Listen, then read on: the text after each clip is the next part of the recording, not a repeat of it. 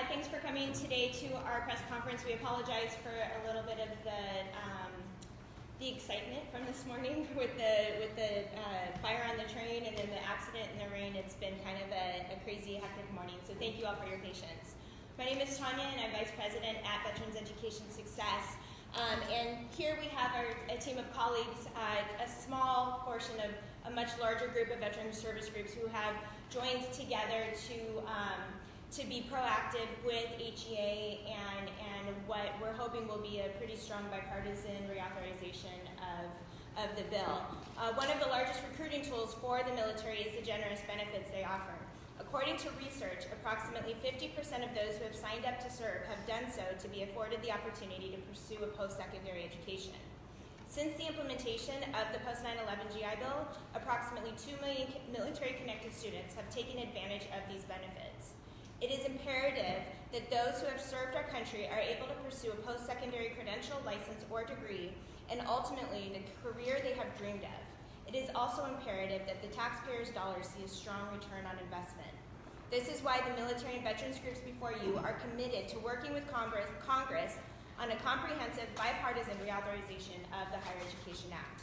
With the recent closure of Argosy and the Art Institutes, it is no surprise that over 36 veteran and military organizations have signed on to closing the 90-10 loophole to protect those we represent from being the target of predatory institutions looking to take advantage of their education benefits while providing students with a shoddy education and no career options. VES has worked with well over 4,000 students impacted by these institutions. We have seen the devastating impact poor quality and deceptive practices can have on those who have put their lives on the line for our country and their families who have also sacrificed. We will not stop until we see this loophole closed. We as a community are also committed to continued work with policymakers on identifying and strengthening quality and accountability measures within higher education to include borrower defense, gainful employment, looking at repayments rates and risk sharing, and strengthening the triad. We are also committed to seeing simplification to the FAFSA and the entire student loan process, including making the name of the master promissory note something students can understand.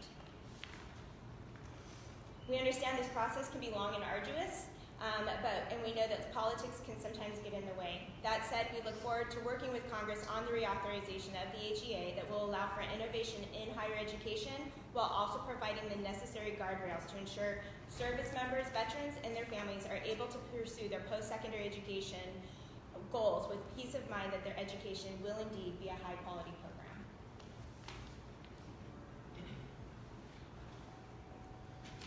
Thank you, Tanya.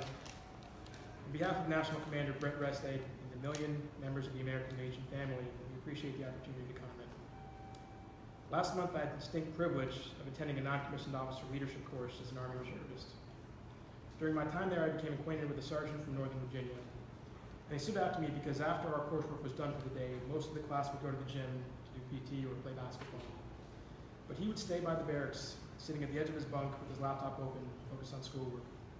They asked him what it was, and he said he was writing his dissertation for a PhD. And I remember thinking, that's somewhere I'd like to be eventually, to be able to balance Army duties with civilian work and academia.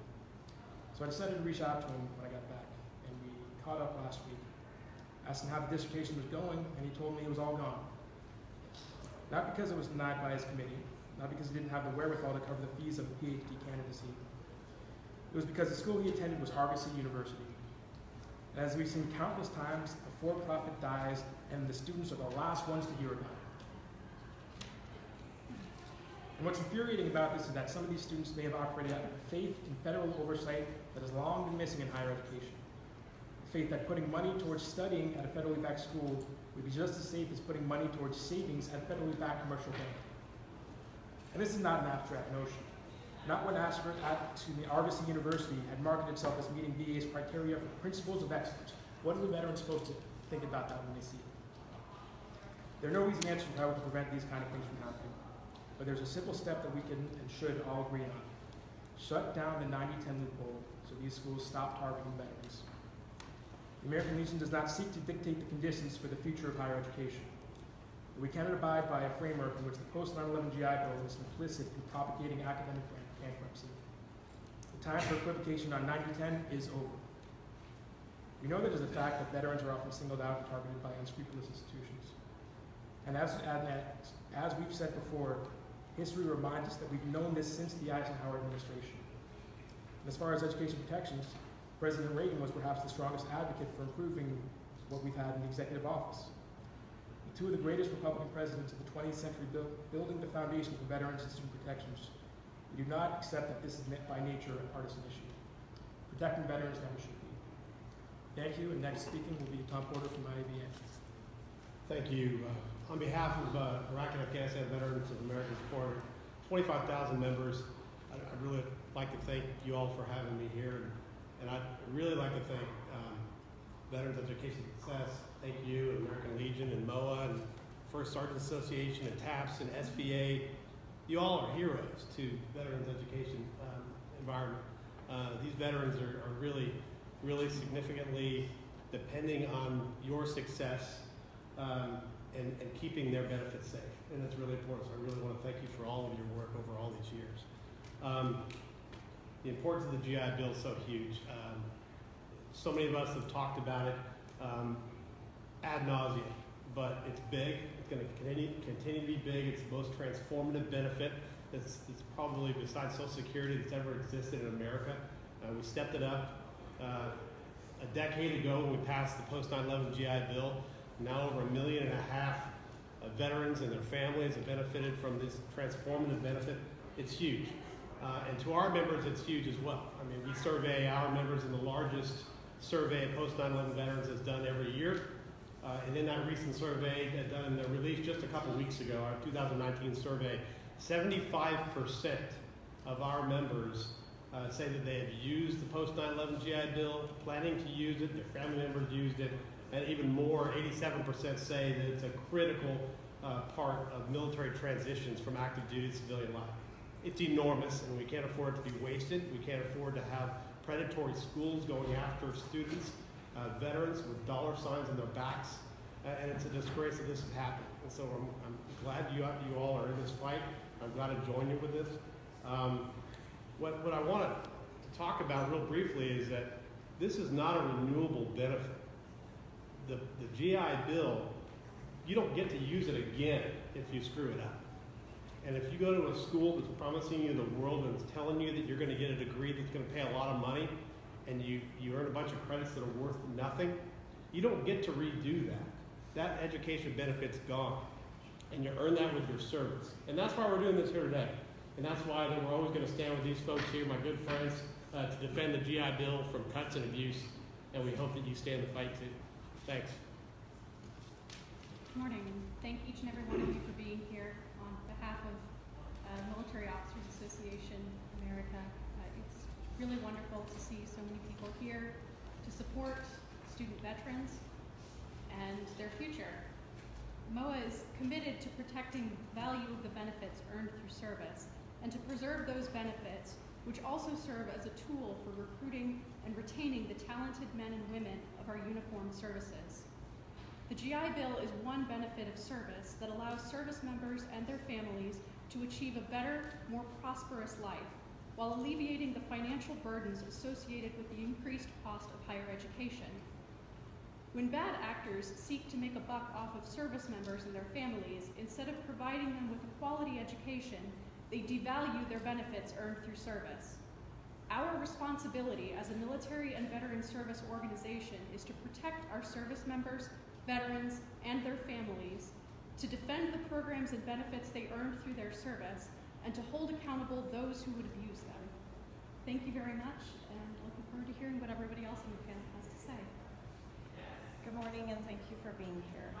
As supporters of those who have served and continue to serve our nation and their families, the National Military Family Association would like to see a comprehensive and thoughtful approach to reauthorization of the Higher Education Act with bipartisan support. We would like to see key points included, such as closing the 90-10 loophole by making funds such as those coming from the GI Bill, MyCAA, and tuition assistance categorized as federal funds. As you've certainly heard before, The loophole paints a target on the backs of military-connected students, as they appear to be easy money for bad actor institutions. Additionally, we would like to see simplification of the Public Service Loan Forgiveness Program, as well as expansion of occupations included. One particular field we would like to see included is mental health.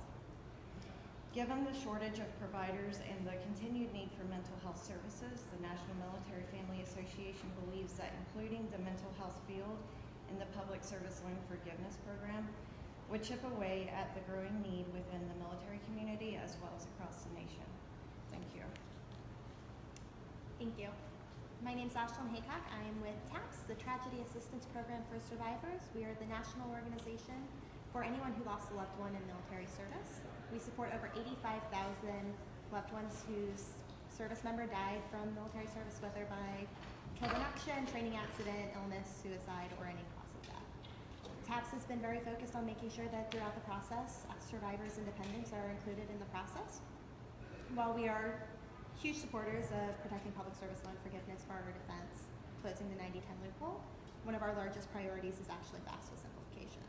We know it's a huge priority for the Senate. We do want to reiterate that we do not support doing a piecemeal version of it. We want to see a comprehensive higher ed reauthorization, not just the simplification as a standalone. But for us, the reason simplification is so important is we see way too many times veterans and survivors are over. The FAFSA is not designed for military connected students. It's a simple answer. You look at a form that asks for the amount of money in a bank account. Survivors get frequently $500,000 in one lump sum immediately after the loss of a service member. You also then have a widow who hasn't worked in 20 years, and so it doesn't add up to FAFSA, which causes them to have to go through the verification process every single year. We've had schools require survivors submit the death certificates every year to prove that that person is dead because they're flagged for verification. The money in the accounts that survivors have doesn't always make sense to what Department of Ed is looking for. They don't use continuous language. If you ask Department of Ed, you will get 10 different answers on what is supposed to be declared and what is not as far as survivor benefits. The SGLI is not a taxed income. Dependents indemnity compensation is not taxed income. None of it makes sense to a form that is supposed to help these students. Instead, it causes more headaches than it resolves. Making the process simpler is a huge priority for us. We also really want to focus on renaming the master promissory note. This was supposed to be a bipartisan issue last year. Former Congressman Messer wanted to do this as a standalone as well. Master promissory note, what student actually knows what that means without any kind of legal background? It doesn't say anything about student loans, and when we look at survivors and veterans filling out the massive amounts of paperwork that they have to before they start classes, that's one of the things thrown in there. They don't realize that that means the school can then take out loans in your name for up to 10 years. They don't need anything more than that. They have that form on file. We want to rename that form so that it says student loan agreement, so that at least students pause and know what they signed. We also want to make it so that they have to re-sign it every single year. No more 10-year window where they can go back and take out loans because they feel that you owe additional money, or they thought your GI Bill was going to cover everything, and then they had to go back and turn that money into loans. We're really excited to work with our partner organizations on some of these issues this year. We know it's a huge priority across the board for all of the higher ed associations as well as the veterans organizations, and we know that we work better together in getting things done. So thank you for being here today, and I'll turn it over to Lauren. Hi, good morning. Lauren Augustine with Student Veterans of America. SVA is a chapter-based organization with over 1,500 chapters on campuses across the country and four nations overseas. SVA's #1 legislative priority for this year is to provide the voice for our nation's student veterans during the comprehensive reauthorization of the Higher Education Act. VA's education benefits only impact a fraction of the legislation and regulation that touch the educational opportunities, choices, and protections that impact student veterans. Because of that, it is critical student veteran voices, and truly the voices of all non-traditional students, be heard during the important conversations on HEA. Some of the provisions SVA hopes to see considered as HEA reauthorization conversations develop include: first, closing the 90-10 loophole. The 90-10 loophole has been abused long enough, and this important change is a major check on the quality of institutions. Second, simplifying processes such as FAFSA and student loan repayment options with the caveat that simplification must not come at the expense of access to resources for students. Third, maintaining key student protections such as borrower's defense to repayment. Fourth, establishing greater oversight on nonprofit conversions. And finally, creating efficiencies through greater government collaboration, data sharing, and automatic application of benefits aimed at reducing student debt. SVA's key research, the National Veterans Education Success Tracker, showed that the investment America is making in student veterans is worth it. It also needs to be protected. We look forward to working with everybody up here and many others as we work towards a comprehensive HEA that truly puts students at the center of higher education. Thank you. Thank you. For those of you who just joined, we're ending a press conference that started a little bit late due to weather and stuff, so we're almost done and we'll get started on our student panel in just a minute, so thank you for coming. We have like 2 or 3 minutes for questions. Do you guys have any questions? Kim Heffling from Politico. I know some of you have been lobbying on this 90-10 rule issue for several years now, a long time. Are you seeing any signs that it might be addressed by Congress? Have you had any discussions, for example, with key Republican lawmakers that would give you any indication? Can you repeat the question for the stream? So the question is, have we seen any progress on 90-10 with potentially key Republican individuals, members? We have not started those conversations directly as of yet. There's a few things that we're looking at because for us that's like obviously a #1 priority for pretty much almost every single veterans organization and military organization except for one. And so we will continue to speak loud and clear about it, and we'll continue to fight. It's a nonpartisan issue, and so hopefully we can get through that. Is there any new approach you have? Is there any new? We have some ideas that we're not ready to talk about just yet. We just want to see the loophole closed, and so our focus is on working with policymakers to find out how we can ensure that loophole is closed for those we represent. And on the other issues, on the divisions and federal reform, do you see any of those being anywhere near as controversial as the 90-10? Do you think a lot of those are going to get buy-ins? I don't think they're as controversial. I think that there are some that might not get as much buy-in as others, but you know, you do see across the board support for simplification of FAFSA, so that's obviously not going to be a super controversial one. And looking at the student loan process, there's a lot of conversation around the triad. Lauren, do you want to touch on it? I think the other thing I was going to add is we've seen sort of a growing respect and support for the College Transparency Act, which really focuses on data and some of the great things that we can learn from data and data sharing across government. So there's starting to be sort of a snowball effect on higher education across the board to include 90-10. I think if you look at the number of bills that have been introduced just this Congress on 90-10, there's a significant increase. So people are paying attention with every new school closure, with every new light shed on some of the bad practices that 90-10 allows.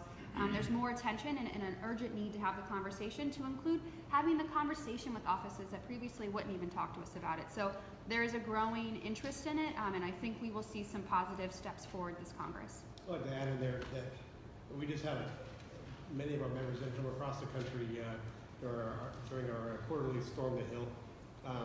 This is one of our top priorities is veterans education and closing the 90-10 loophole. Noticed a big change, and of course there's a big change in political dynamic here on the Hill, especially on the House side, whereas in past years we've actually seen pushback when we've talked to members and their staffs on this issue. I noticed a noticeable change in a willingness to be open-minded on a lot of these things. Many new members on the Hill on both sides. So I think that adds a lot to that. We're talking to folks that haven't had to address this before and haven't been pulled in the other direction for years. So I think we've got a great opportunity to have some success here. I think it boils down to it's a return on investment, not just for the students' hard-earned benefits, but for taxpayer dollars.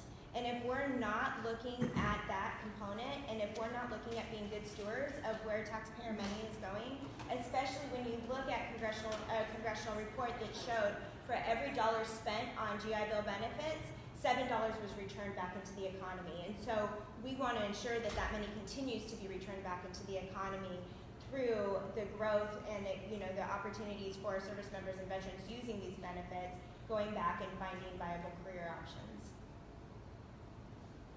we have time for one more question. Great. Awesome. Thank you you. guys. We're gonna take like a 2-minute break to set up and